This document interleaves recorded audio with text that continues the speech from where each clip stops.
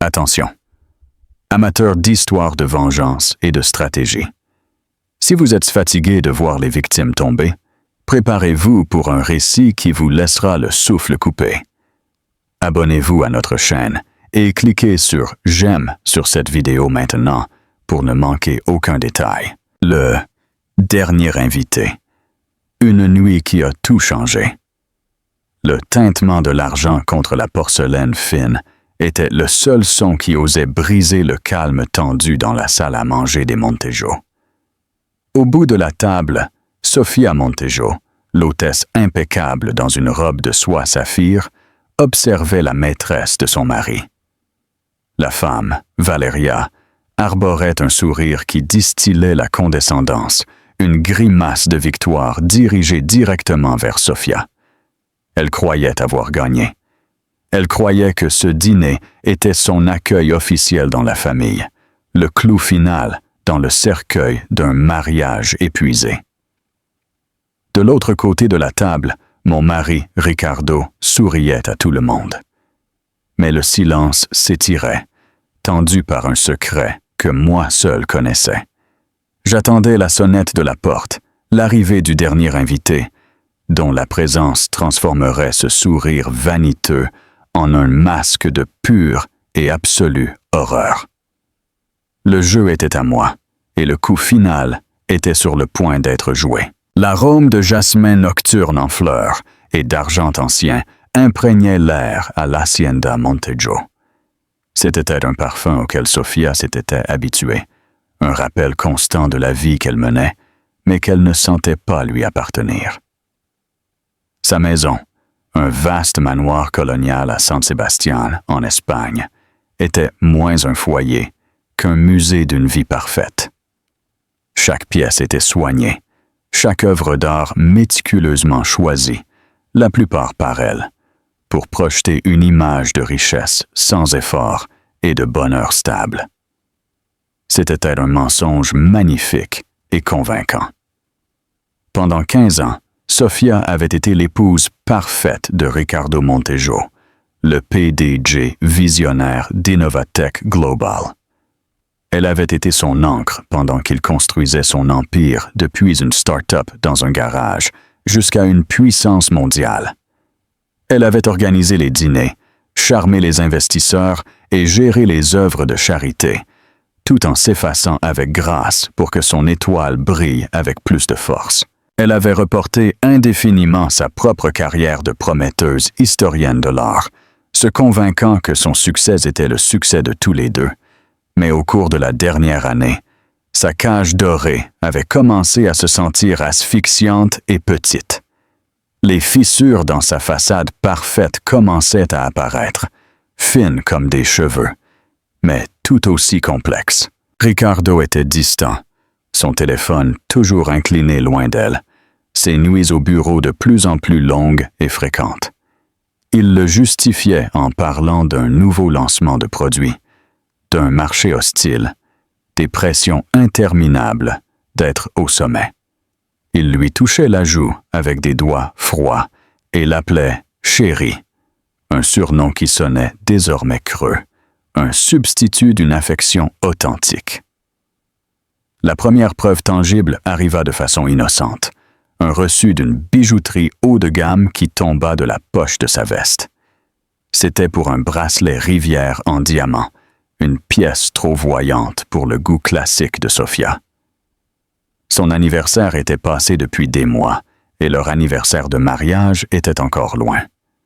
Quand elle lui demanda, nonchalamment, s'il avait fait des achats pour l'épouse d'un client, il se paralysa une fraction de seconde, un éclat de panique dans les yeux, avant que le masque corporatif et suave ne revienne à sa place.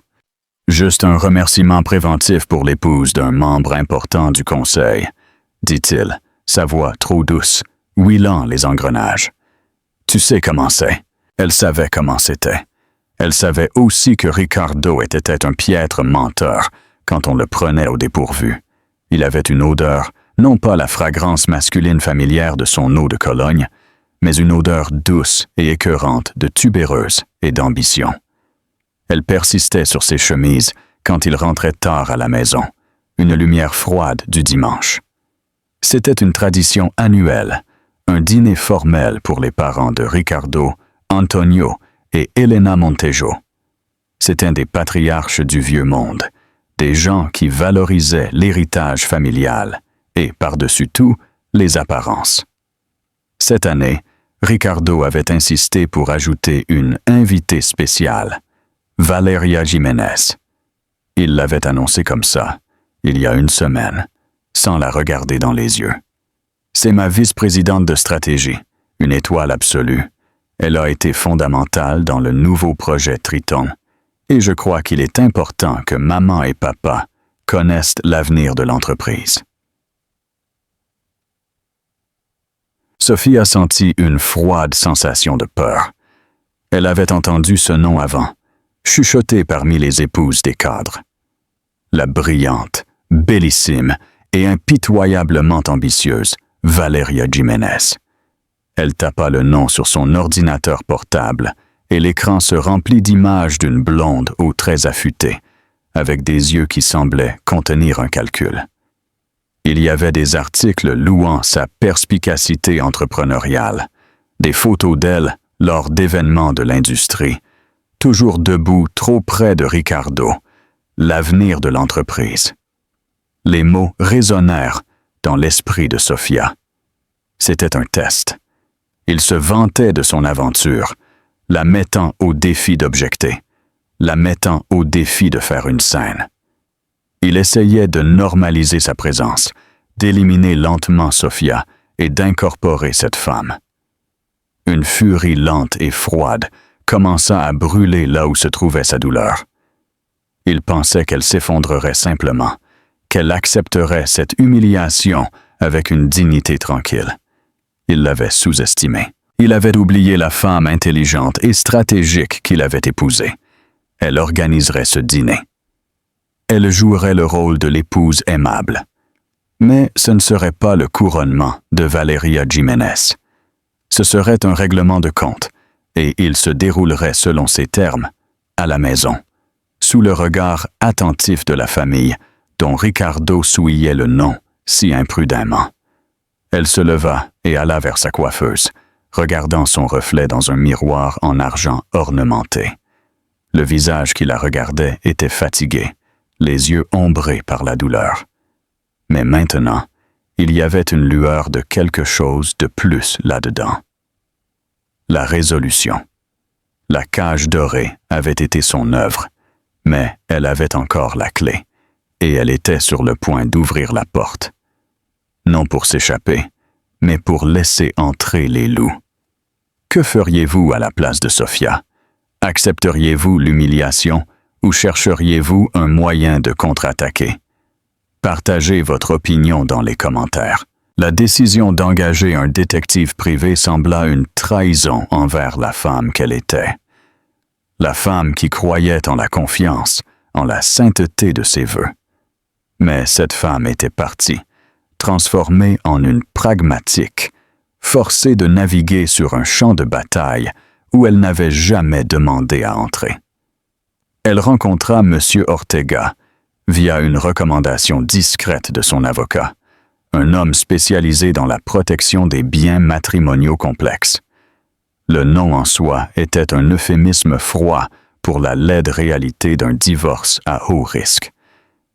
M. Ortega ne ressemblait pas au détective louche des vieux films. C'était un homme qui se fondait dans la masse avec un visage impassible, des cheveux gris et un comportement complètement oubliable. Il portait un costume simple et bien repassé et parlait sur des tons doux et mesurés. Son bureau était un espace stérile et anonyme, dans un gratte-ciel du centre, loin des yeux indiscrets de son cercle social. « Montejo », commença-t-il, sa voix calme et professionnelle. « Avant de continuer, j'ai besoin que vous soyez sûr. Une fois que nous commençons sur ce chemin, l'information que nous trouvons ne peut pas être désapprise. Cela changera les choses de façon permanente. »« J'en suis consciente, » dit Sofia, les mains serrées sur ses genoux. « J'ai besoin de la vérité, Monsieur Ortega. toute la vérité. J'ai besoin de savoir à quoi je fais face. » Elle lui fournit tout ce qu'elle avait. L'emploi du temps de Ricardo, les détails de ses vols d'affaires, le nom de Valeria Jiménez et le numéro d'immatriculation de la Tesla inconnue qu'elle avait une fois vue garée à sa place privée au bureau. Elle sentit une vague de honte en remettant les détails, comme si c'était elle qui commettait un acte d'espionnage. Mais la honte fut rapidement transformée en une sensation froide d'objectif. Ce n'était plus par jalousie. C'était pour la survie. Le premier rapport arriva dans sa boîte de réception électronique chiffrée et sécurisée une semaine plus tard. C'était concis, professionnel et complètement dévastateur. Le fichier contenait une série de photographies. Les premières se montraient Ricardo et Valeria Jiménez sortant de la tour Innovatec, leur langage corporel professionnel mais proche.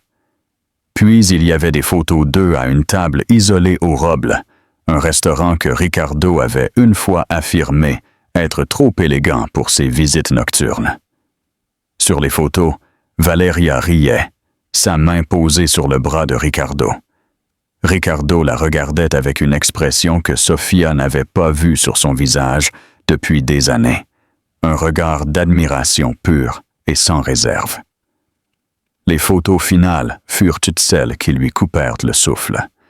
Elles avaient été prises à l'extérieur d'un hôtel-boutique en ville, un lieu discret connu pour son intimité.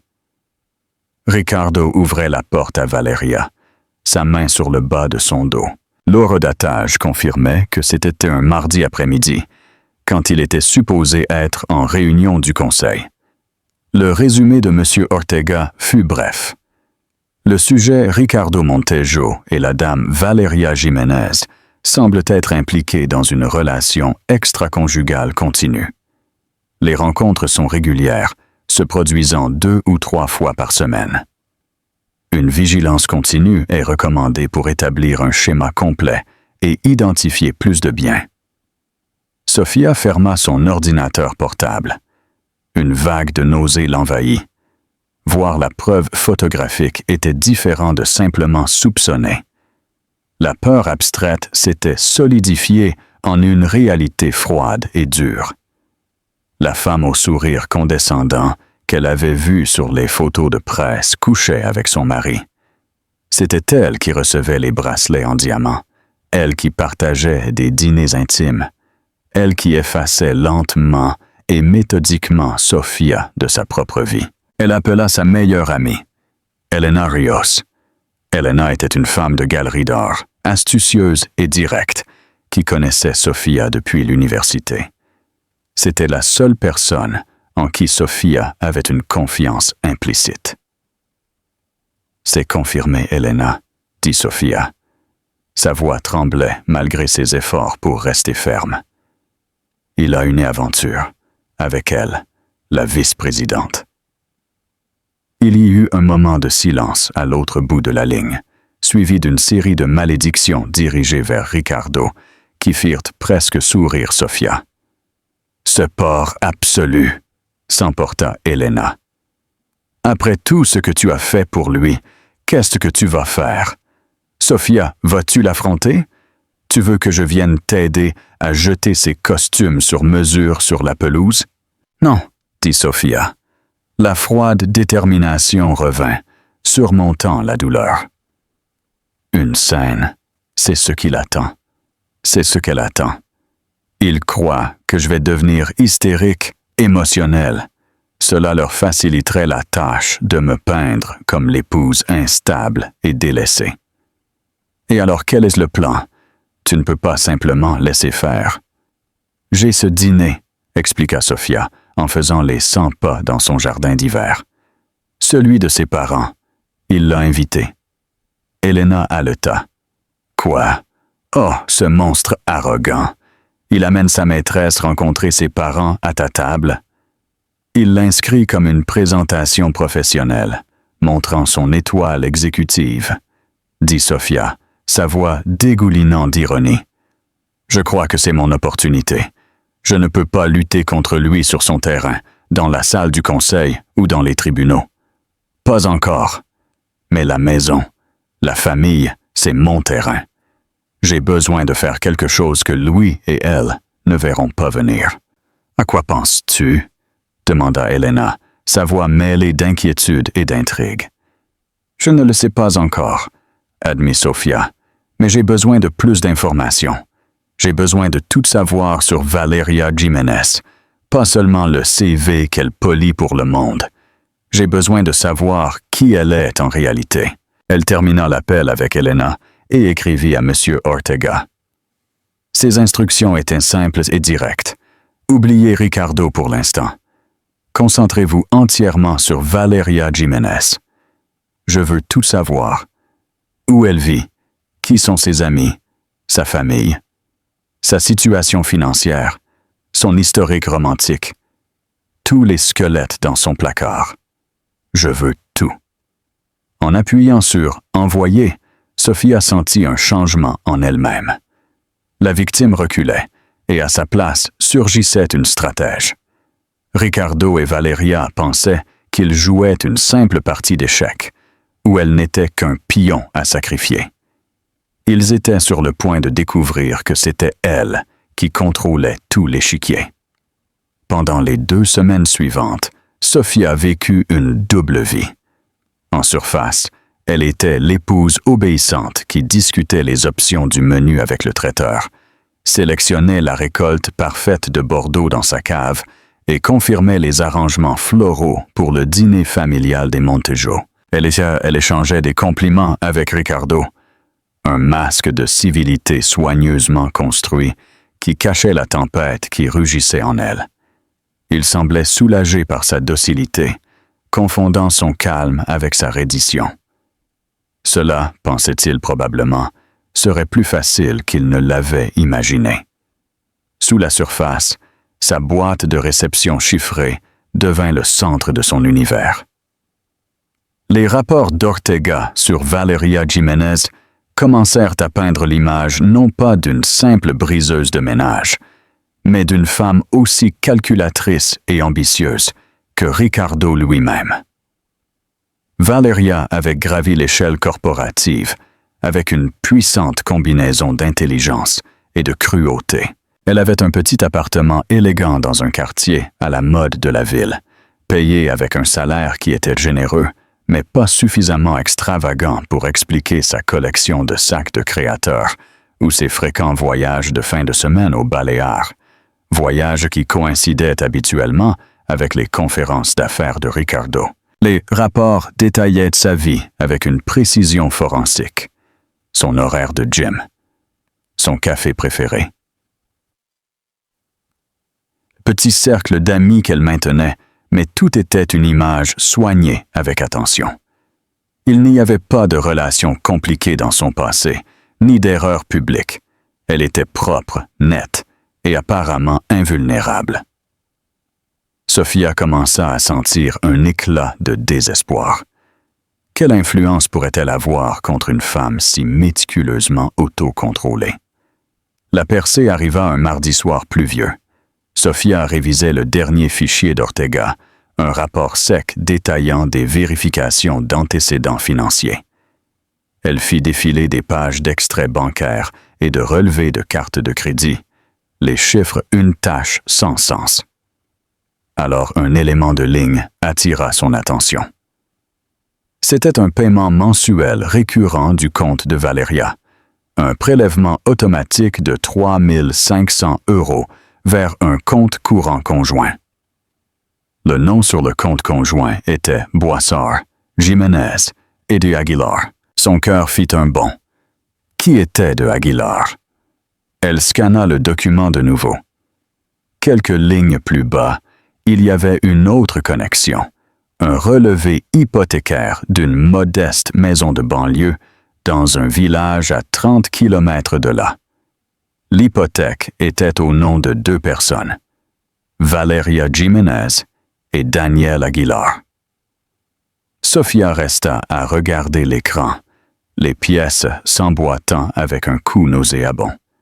Immédiatement, elle répondit au courriel d'Ortega. ses doigts volant sur l'écran.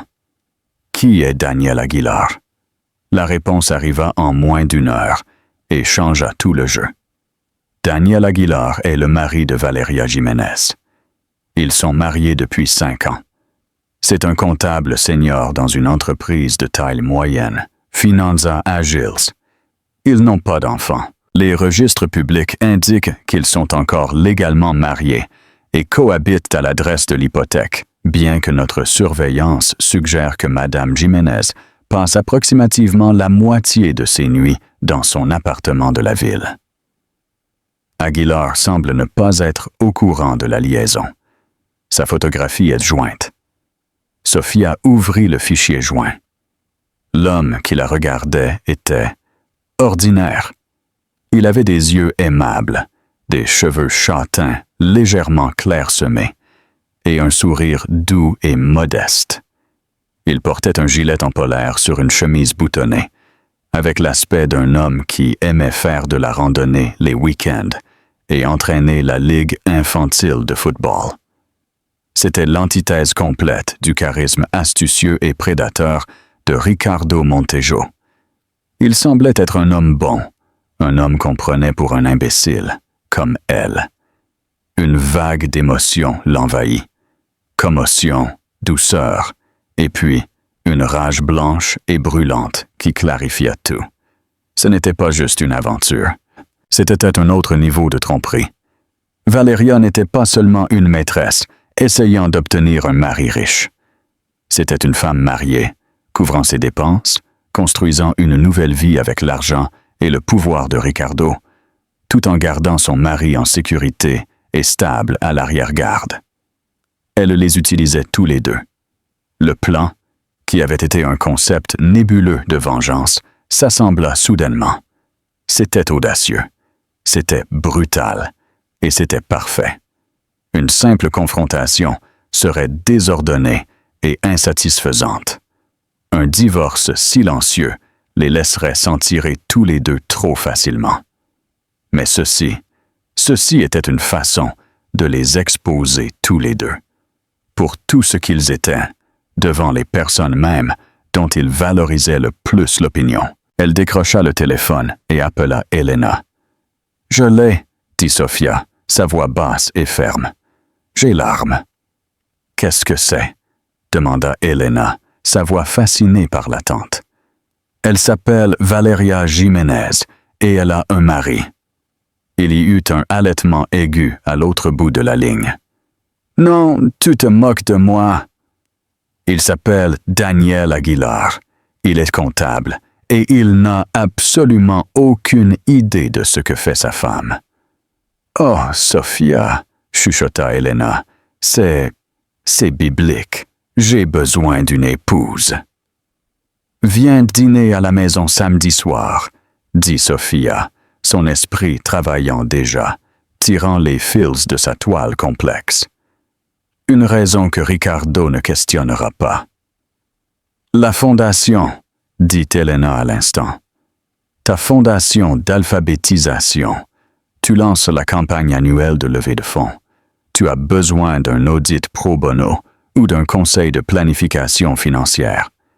Sa compagnie, Finanza Agile, pourrait être un nouveau sponsor corporatif que tu courtises. C'était parfait, plausible, professionnel et complètement au-dessus de toute soupçon. Je placerai Daniel Aguilar dans la maison, comme un invité légitime, un pion sans méfiance, dans un drame dont seule elle connaît le climax. Sophia passa le jour suivant à faire les arrangements. Elle appela la ligne principale de Finanzas Agile, utilisant son nom complet et le nom de sa fondation. Elle fut, comme elle s'y attendait, mise en communication avec un associé senior. Elle expliqua sa proposition, une possible association, une demande de travail de conseil préliminaire. Elle mentionna qu'on lui avait donné le nom de l'un de ses comptables seniors, Daniel Aguilar, comme un homme avec un œil perspicace pour les finances à but non lucratif. L'associé était enchanté. Une opportunité d'entrer en contact avec les Montejo. Il ferait en sorte que Daniel Aguilar l'appelle dans l'heure. Quand Daniel appela, sa voix était exactement comme elle l'imaginait, polie, professionnelle et légèrement nerveuse. Il était complètement stupéfait de parler à Sofia Montejo. Elle fut charmante et aimable, expliquant la situation et le prochain dîner familial. « C'est terriblement de dernière minute, je sais, » dit-elle, sa voix teintée de la quantité parfaite de sincérité apologétique. Mais mon mari et ses parents sont très intéressés d'entendre parler de la stratégie de levée de fonds de cette année. Et je pensais, quel meilleur moyen que d'avoir l'expert là pour la leur expliquer. Ce sera juste un bref mot informel pendant le dîner, une opportunité pour que nous fassions tous connaissance. Daniel était nerveux et flatté. Une invitation à dîner à l'Hacienda Montejo. C'était une grande opportunité pour sa compagnie, pour sa carrière. « Bien sûr, Madame Montejo, » bégaya-t-il. « Ce sera un honneur. Je devrais juste consulter ma femme, m'assurer que nous n'avons pas de plan. » Le sang de Sofia se glaça une seconde. « Bien sûr, » dit-elle doucement. « La famille d'abord. » 1 heure plus tard, il rappela, sa voix radieuse. « Tout est réglé, Madame Montejo. Ma femme a un engagement professionnel dont elle ne peut se libérer d'aucune façon, donc la soirée est libre. Je serai là. » Un engagement professionnel. Sofia sentit un sourire amer. L'engagement professionnel de Valeria Jiménez était un dîner où elle prévoyait de solidifier sa position comme la prochaine Madame Montejo. Elle n'avait aucune idée que son mari serait là pour assister à son couronnement. La dernière pièce était en place. Tous les acteurs étaient prêts à monter sur scène. Sofia n'était plus la directrice cachée dans les coulisses. Elle était la star du spectacle et elle était prête pour sa performance. Le jour du dîner se leva avec un froid automnal. Le ciel au-dessus de Saint-Sébastien était une toile de peintre de gris et de bleu pâle, et les jardins soignés de l'Hacienda Montejo étaient couverts d'un léger givre matinal. Pour n'importe qui, c'était un samedi parfait. Pour Sofia, c'était le jour du règlement de compte. Elle se déplaça dans la maison avec un calme étrange, presque hors du corps. La tempête de ses émotions, la douleur, la rage, l'anxiété s'était tassée en un noyau dur et dense de détermination au fond de son estomac. Il n'y avait plus de place pour le doute. Il n'y avait que le plan. Elle supervisa personnellement chaque détail. Elle instruisit la fleuriste pour qu'elle crée des arrangements d'hortensia blanc et d'eucalyptus, beaux mais funèbres. Elle choisit le menu avec un soin délibéré, une riche crème de langouste pour commencer, suivie d'un carré d'agneau, tous des plats qui exigeaient de la concentration et une main ferme, des plats qui étaient difficiles à manger quand le monde de quelqu'un s'effondrait. Le vin qu'elle sélectionna fut un Château Margaux, du millésime de l'année où elle et Ricardo s'étaient mariés. Une touche subtile et poignante que seule elle comprendrait. À la fin de la matinée, elle se retira pour s'habiller. Elle prépara son armure choisie, une robe simple et impeccablement confectionnée en soie saphir. La couleur était audacieuse, royale. Ce n'étaient pas les pastels doux que Ricardo préférait qu'elle porte. C'était la couleur d'un océan profond et froid. Elle s'assit face à sa coiffeuse, les brosses à dos d'argent et les flacons de parfum en cristal brillant à la lumière. C'était la même coiffeuse où elle avait pleuré des larmes silencieuses des semaines auparavant. Maintenant, en se regardant dans le miroir, elle vit une femme différente. La douceur autour de ses yeux avait été remplacée par une clarté d'acier. Le tremblement dans sa main avait disparu. Ricardo entra pendant qu'elle attachait un collier de perles autour de son cou, son propre cadeau de fête d'il y a 15 ans. Il était déjà dans son costume, paraissant aussi beau et confiant que toujours. Il sourit à son reflet dans le miroir. « Tu es éblouissante, Sophia, » dit-il, sa voix douce comme la soie. « Prête pour ce soir? » « Bien sûr, » répondit-elle, sa voix uniforme. « Je veux faire bonne impression à ton invité. » Il comprit la légère emphase sur le mot « ton », mais décida de l'ignorer. « Valeria est brillante. Elle te plaira. Et il est important que maman et papa voient la qualité des gens que j'ai chez Innovatech. Tu les ressentiras. » Ressentir qu'il avait un plan de succession pour son entreprise et sa vie, pensa-t-elle. « Je suis sûre que ce sera une soirée très rafraîchissante pour tous, » dit-elle en se tournant pour le regarder. Elle ajusta sa cravate. Ses doigts frôlèrent son cou. Le geste fut intime, familier et complètement dépourvu de chaleur. Pour un moment, il parut s'incliner vers son contact, une lueur de l'ancienne connexion dans ses yeux. Mais ce fut aussi rapide que c'était venu, remplacé par le froid calcul qui le définissait maintenant.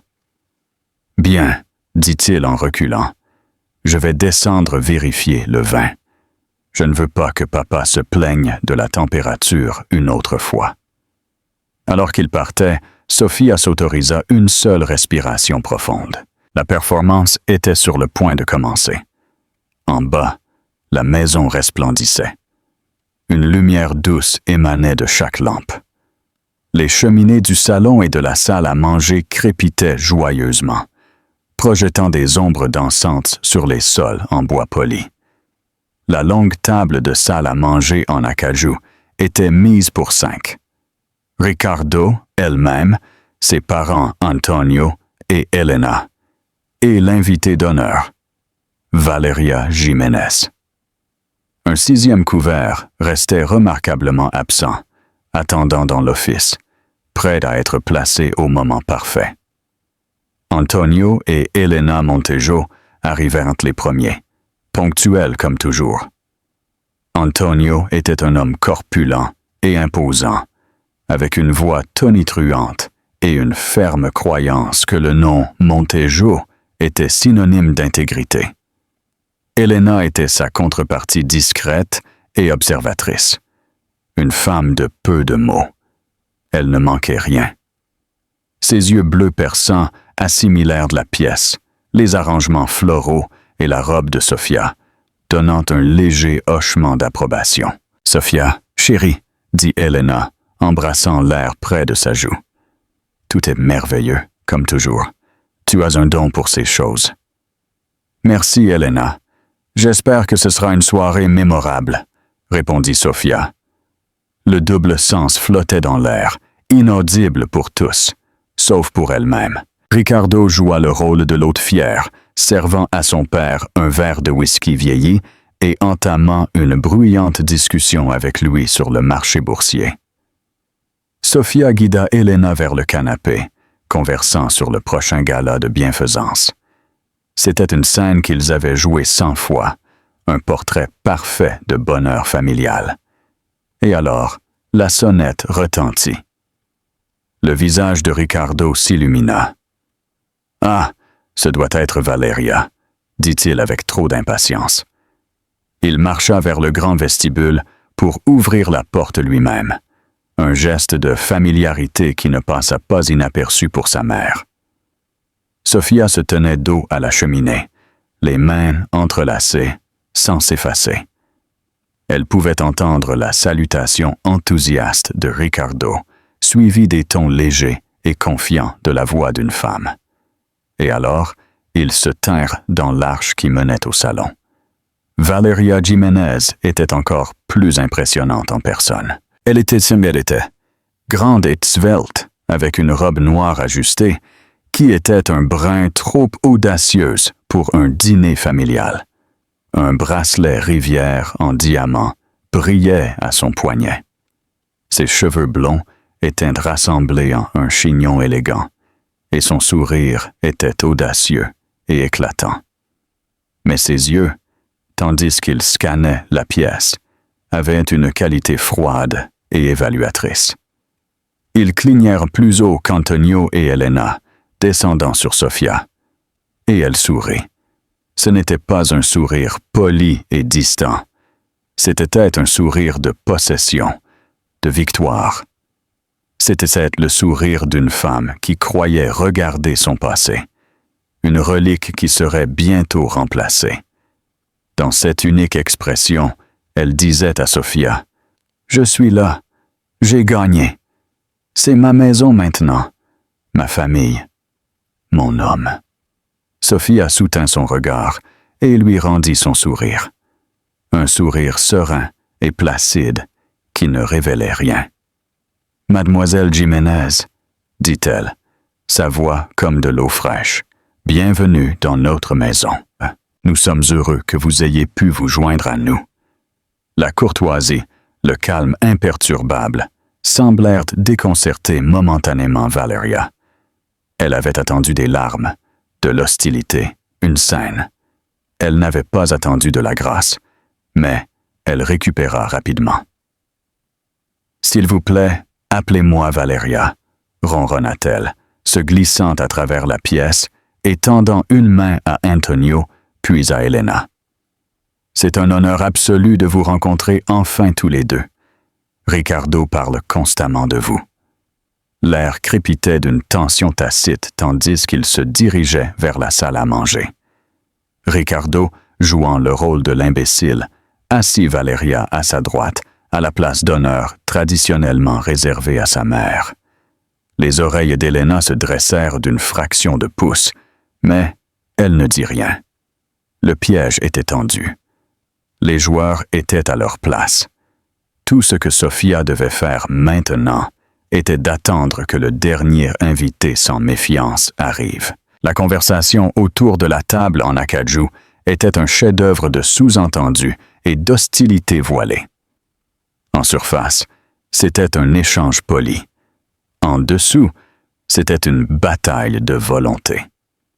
Valeria Jiménez était une interprète habile.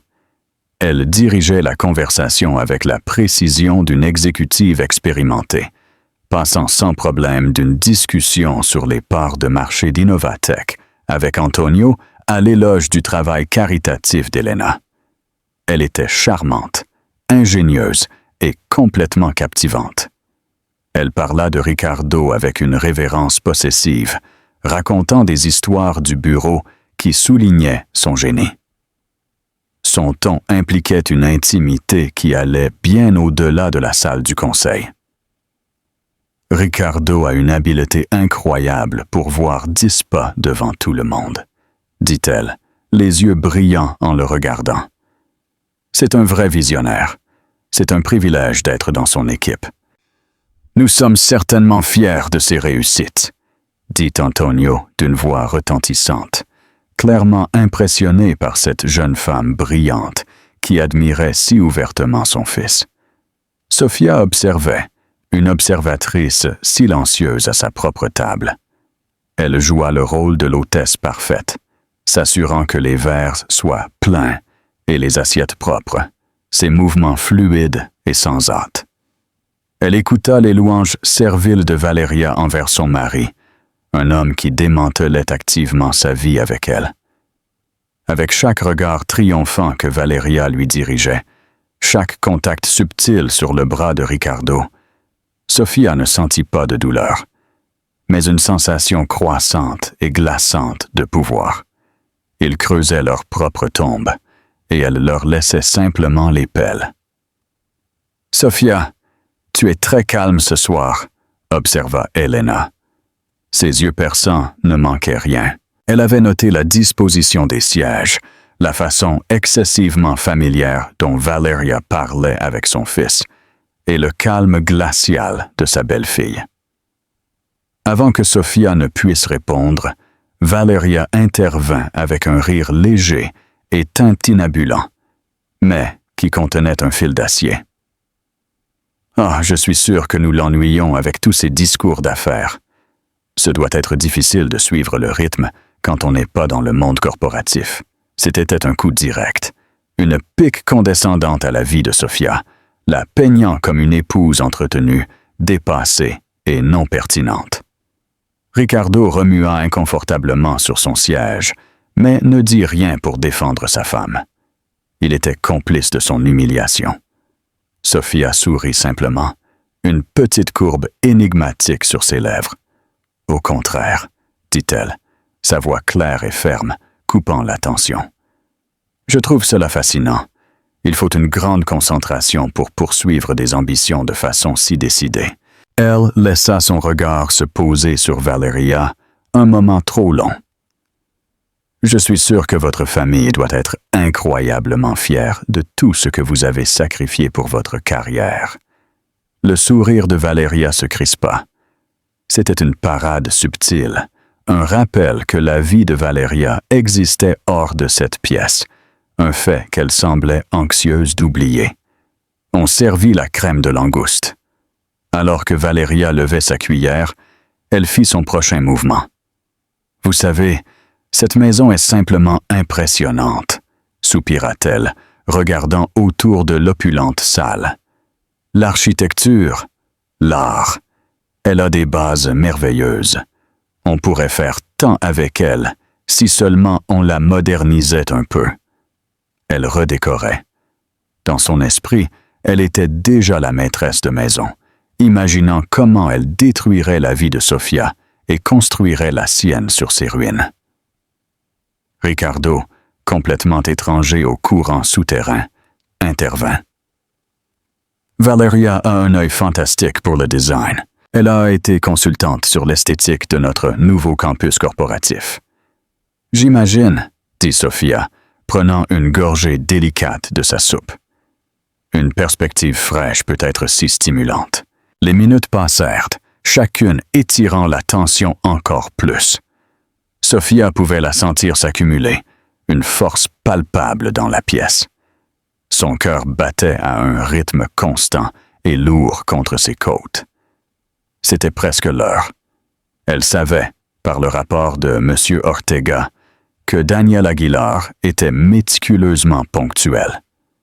Son train serait arrivé à 19h15 et une voiture préétablie le déposerait à la porte à 19h30 pile. Elle regarda l'horloge sur pied du couloir. Il était 19h28. Comme sur un signal, le faible et distant tintement de la sonnette résonna dans toute la maison. Toutes les mains sur la table se figèrent. Ricardo semblait confus. « On attend quelqu'un d'autre ?» demanda Ricardo, semblant confus. « On attend quelqu'un d'autre ?» demanda Sophia avec une pointe d'agacement dans sa voix, comme si elle s'adressait à elle-même, jouant le jeu. Elle détestait les surprises. Antonio et Elena regardèrent Sophia avec une curiosité polie. Le visage de Valeria était un masque de curiosité, sa cuillère figée à mi-chemin de ses lèvres. C'était le moment, le précipice. Sophia posa sa serviette sur la table, près de l'assiette. Elle se leva, ses mouvements tranquilles et délibérés. « Oui, » dit-elle, sa voix résonnant avec une clarté récemment découverte qui fit que tous la regardèrent fixement. « Il y a un dernier invité. » Elle fit une pause, laissant l'attention s'accumuler. Elle sourit, un sourire authentique et brillant, qui n'atteignait pas tout à fait les yeux. « J'ai pris la liberté d'inviter un partenaire de mes affaires. J'espère que cela ne vous dérange pas. » Sans attendre de réponse, elle fit demi-tour et sortit de la salle à manger, sa robe de soie bruissant contre le sol. Elle marcha à travers le grand vestibule, ses pas résonnant sur le marbre. Elle arriva à la lourde porte en chêne et prit une dernière et ferme respiration. Elle l'ouvrit, et là, sur le seuil, l'air légèrement accablé par la grandeur de la maison, se tenait Daniel Aguilar. Il tenait une mallette en cuir et souriait avec son sourire aimable et modeste. « Madame Montejo ?» demanda-t-il, sa voix polie. « Je suis Daniel Aguilar. J'espère ne pas arriver en retard. »« Monsieur Aguilar » dit Sophia, sa voix chaleureuse et accueillante, Vous êtes arrivé au moment parfait. S'il vous plaît, entrez. Tout le monde est impatient de vous connaître. » Sofia guida Daniel Aguilar du grand vestibule vers l'arche de la salle à manger. Il était logiquement nerveux, tenant sa mallette comme un bouclier, les yeux grands ouverts, tandis qu'il contemplait les hauts plafonds et l'art coûteux. C'était un homme d'un monde différent, un monde de feuilles de calcul et de tranquilles rues de banlieue, maintenant déplacé dans la tanière du lion. Pour un moment fugace, Sophie a senti une pointe de culpabilité pour ce qu'elle était, sur le point de lui faire. Mais c'était une cruauté nécessaire, une détonation requise pour déblayer les décombres de toute leur vie. En entrant dans la salle à manger, toute conversation cessa. Les 4 personnes à table regardèrent le nouvel arrivant. L'expression de Ricardo était de pure confusion, teinte d'irritation pour cette interruption. Antonio et Elena regardèrent avec une curiosité polie, mais c'était le visage de Valeria que Sofia observait. À ce moment-là, Valeria riait du dernier commentaire qu'avait fait Ricardo. Sa bouche tachée de rouge à lèvres était entr'ouverte, ses yeux brillants de triomphe. Alors, ses yeux rencontrèrent ceux de Daniel. La transformation fut instantanée et fascinante. La couleur s'enfuit de son visage, laissant une pâleur maladive et cireuse. Son sourire triomphant ne s'effaça pas seulement, il s'effondra, fondant comme si les muscles de son visage avaient oublié de fonctionner soudainement. Sa mâchoire se détendit et ses yeux s'ouvrirent dans une horreur pure et sans mélange. Le verre de vin dans sa main trembla, son contenu éclaboussant dangereusement près du bord. En 7 secondes, la reine du monde, la vainqueur de cette guerre domestique, se transforma en un animal acculé et terrorisé. Daniel, pour sa part, était simplement déconcerté. Son regard parcourut la table jusqu'à ce qu'il atterrisse sur sa femme. « Valeria, » dit-il, sa voix un mélange de choc et de confusion. « Qu'est-ce que tu fais ici? Tu as dit que tu avais une réunion de stratégie hors du bureau à Gijón. » Ces mots flottèrent dans l'air, lourds et condamnatoires. Valeria ne pouvait pas parler. Elle le regardait fixement, sa poitrine montant et descendant en respiration superficielle et paniquée. Ricardo trouva enfin sa voix, regardant du visage horrifié de Valeria à l'homme déconcerté à la porte. « Vous deux, vous vous connaissez ?» demanda l'esprit du PDG, luttant pour traiter des données qui ne cadraient pas. Ce fut Sofia qui répondit, sa voix coupant le silence épais et étouffant. Elle s'approcha, posant une main douce sur le bras de Daniel, un geste d'alliance. « Tout le monde, » dit-elle, sa voix aussi tranquille et claire qu'une cloche. « J'aimerais que vous connaissiez Daniel Aguilar. C'est un brillant comptable de Finanzas Agile qui conseille aimablement ma fondation. » Elle fit une pause, laissant la première pièce d'information s'installer avant de donner le coup de maître. C'est aussi le mari de Valeria Jiménez. Le mot mari. Il tomba sur la table comme une grenade. La mâchoire d'Antonio Montejo tomba. La main d'Elena vola à sa bouche. Ses yeux perçants et perspicaces se dirigèrent de Valeria à son fils, la laide vérité se levant sur son visage. Daniel regarda de Sofia à sa femme, son visage aimable plissé par la confusion et la douleur naissante. « Marie, Valeria, qu'est-ce qui se passe? Qui sont ces gens? » Mais ce fut Ricardo qui finalement comprit. Il regarda Valeria, son visage un masque d'incrédulité, tournant lentement à la furie. Il avait été trompé. Lui, Ricardo Montejo, le maître de l'univers, avait été pris pour un imbécile.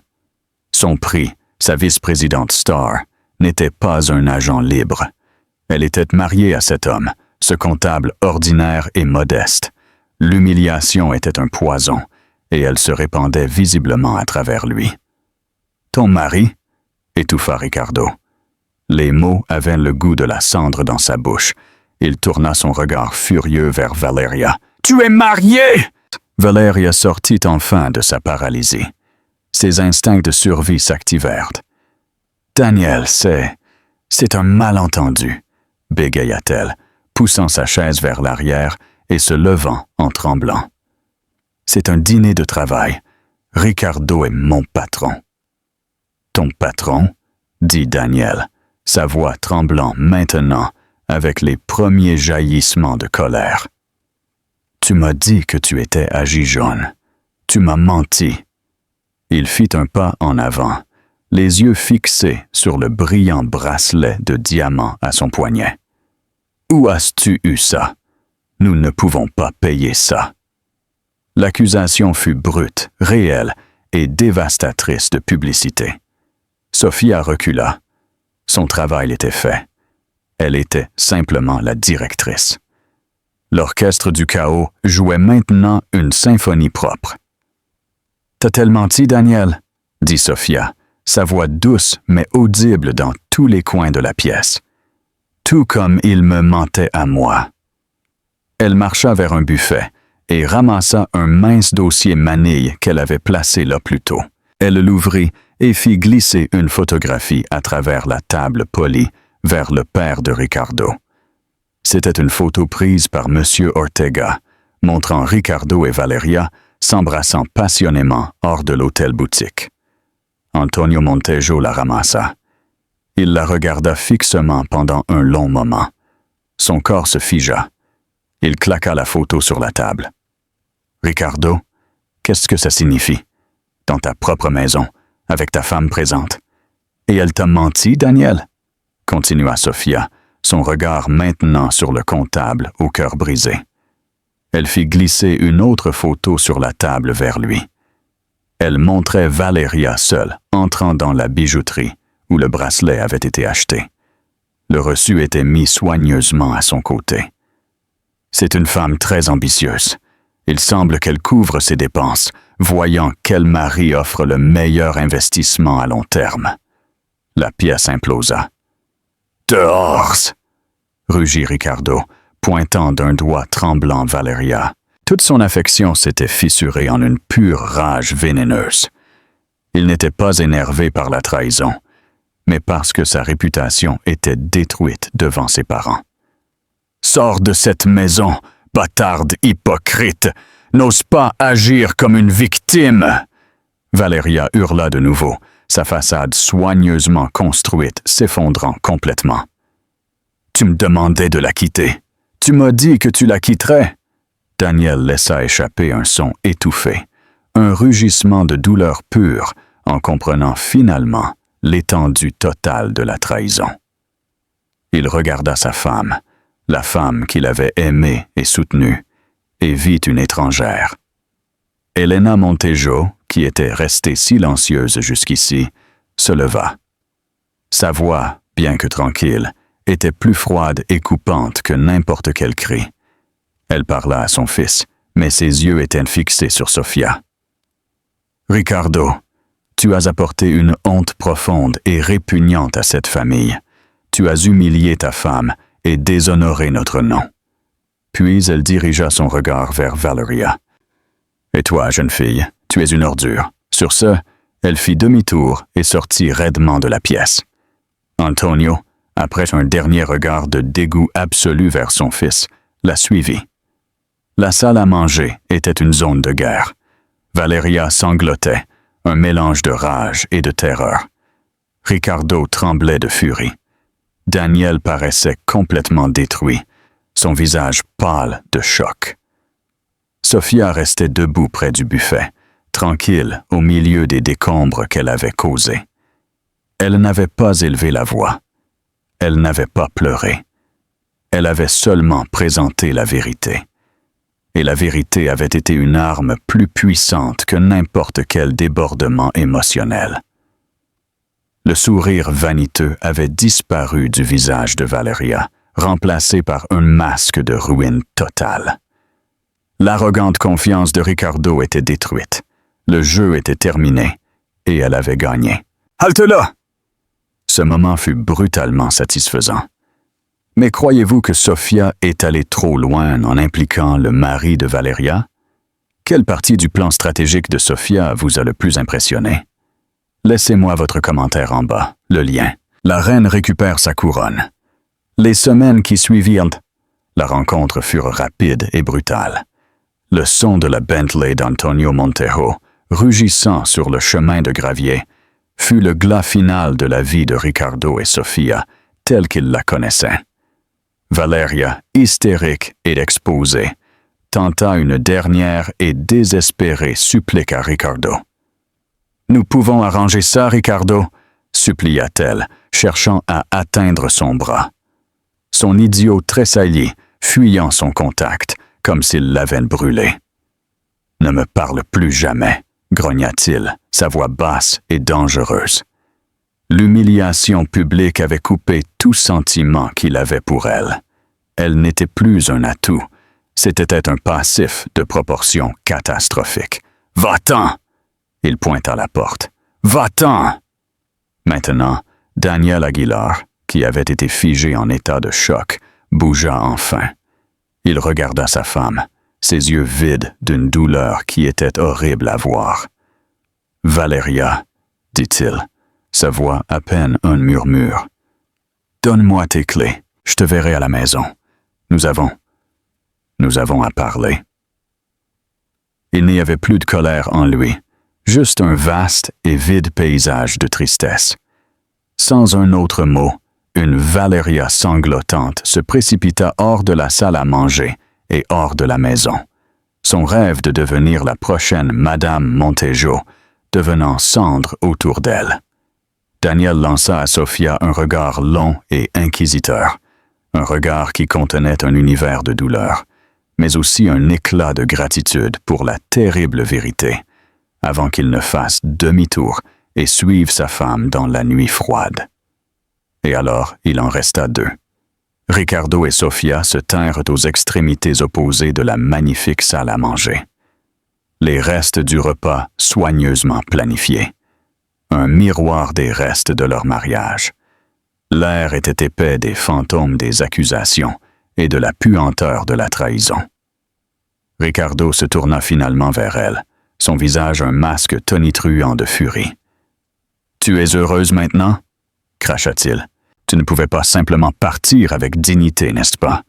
Tu as dû créer ce cirque pour m'humilier devant mes propres parents. » Sofia affronta sa rage avec un calme déconcertant. « Tu sembles être confus, Ricardo, » dit sa voix dépourvue d'émotion. « Tu n'es pas la victime ici. Tu m'as humilié tous les jours durant la dernière année avec tes mensonges. Tu m'as humilié en amenant ta maîtresse à la maison. Tu as humilié notre mariage, notre histoire. Ce que j'ai fait ce soir n'était pas de l'humiliation. C'était de la clarification. » Elle marcha lentement vers lui, ses talons claquant sur le sol en bois. « Tu pensais que je n'étais qu'une partie de la décoration, quelque chose à gérer et éventuellement changer.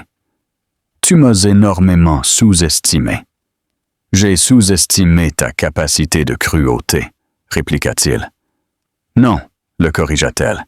« Tu as sous-estimé ma capacité de survie. Toi et elle avez commencé une guerre. Simplement, vous n'espériez pas que je contre-attaque avec une meilleure stratégie. » Elle s'arrêta à seulement quelques mètres de lui. « Mon avocate contactera le tien lundi matin. Je veux la maison. Je veux la collection d'art que nous avons constituée ensemble.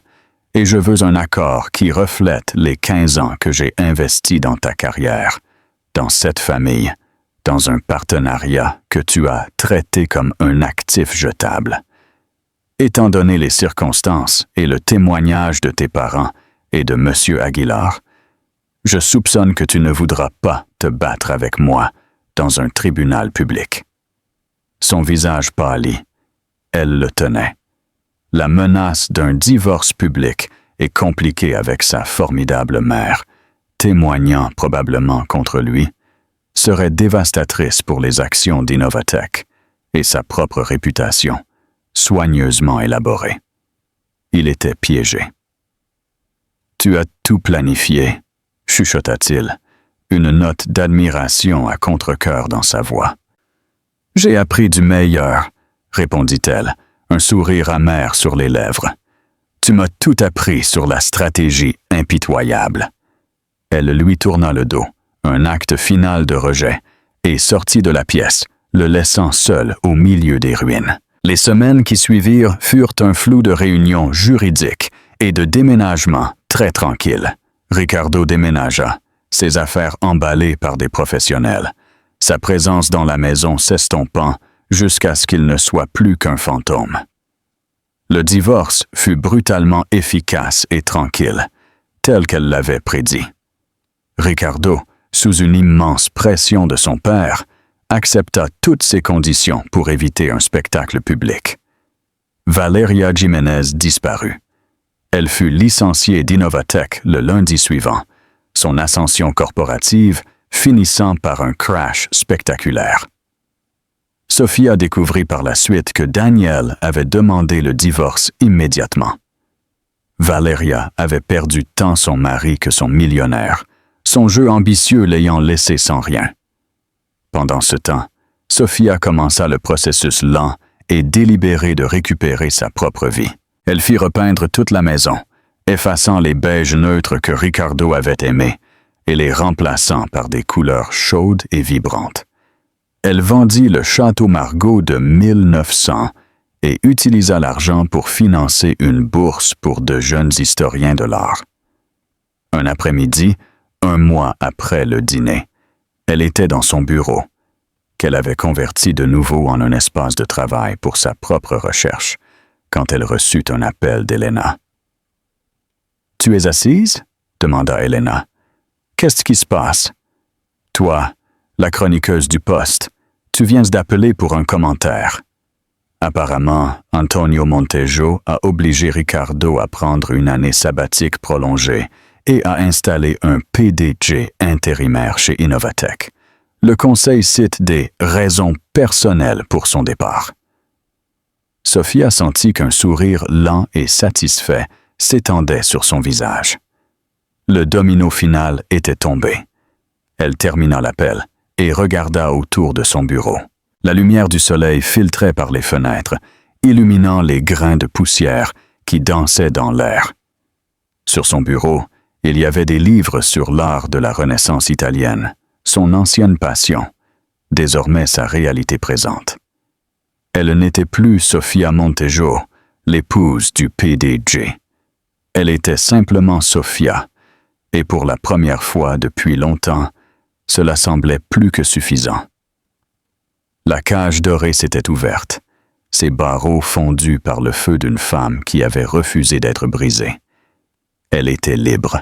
Et voilà, une histoire non seulement de trahison, mais d'une force incroyable et d'une brillance stratégique. Sofia Montejo aurait pu choisir d'être une victime, de pleurer et de s'effondrer pendant que son monde s'écroulait, mais au lieu de cela, elle a choisi d'être l'architecte de sa propre justice. Elle a transformé sa douleur en pouvoir et a utilisé l'arrogance de ses ennemis contre eux de la manière la plus spectaculaire possible. Cela vous fait réfléchir, n'est-ce pas? Combien de personnes utilisent un masque de politesse tout en cachant un noyau d'acier? Si cette histoire de vengeance calculée et d'émancipation définitive a résonné en vous, appuyez sur le bouton « J'aime » et partagez-la avec quelqu'un qui aime une histoire d'une femme qui récupère son pouvoir. N'oubliez pas de vous abonner à notre chaîne et de toucher la cloche de notification. Nous voulons continuer à créer ce type de contenu pour vous. Et s'il vous plaît, laissez un commentaire ci-dessous. Nous voulons savoir quelle a été votre partie préférée de la stratégie de Sofia. Nous sommes impatients de vous lire.